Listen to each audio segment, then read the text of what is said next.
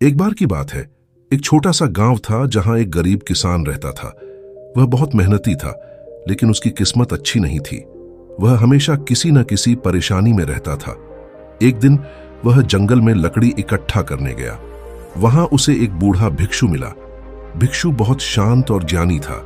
किसान ने भिक्षु को अपना दुखड़ा सुनाया। भिक्षु ने किसान को कहा, तुम्हारी परेशानियों का कारण तुम्हारी जीभ है, तुम बहुत ज्यादा बोलते हो। किसान ने कहा, लेकिन मैं तो सच बोलता हूं।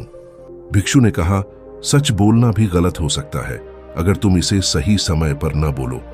भिक्षु ने किसान को एक मंत्र सिखाया और कहा, जब भी तुम्हें गुस्सा आए या कोई परेशानी हो तो यह मंत्र जपो। किसान ने भिक्षु को धन्यवाद दिया और घर वापस आ गया। अगले दिन किसान के खेत में कुछ चोर घुस आए। किसान ने उन्हें देखा और चिल्लाया, चोर चोर। लेकिन किसान ने मंत्र भी जपना शुरू कर दिया। चोरों को किसान की आवाज सुनाई दी, लेकिन उन्हें मंत्र की आवाज भी सुनाई दी।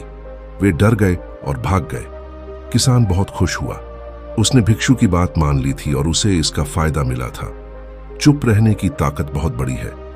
जब हम चुप रहते हैं तो हम अपने विचारों को स्पष्ट रूप से सोच सकते हैं। हम अपने शब्दों को सोच समझकर बोल सकते हैं और हम दूसरों के शब्दों को ध्यान से सुन सकते हैं। चुप रहने से हम कई परेशानियों से बच सकते हैं।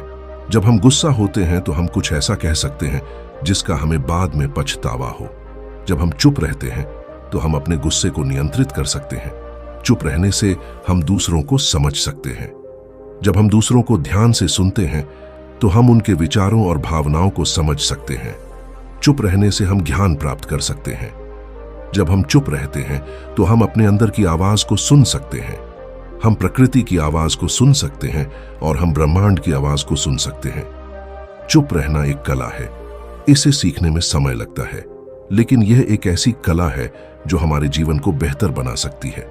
तो अगर गौतम बुद्ध की इस कहानी से आपको कुछ सीख मिली तो वीडियो को लाइक करके चैनल को सब्सक्राइब कर दो, ताकि YouTube ज्यादा से ज्यादा लोगों तक भेज सके।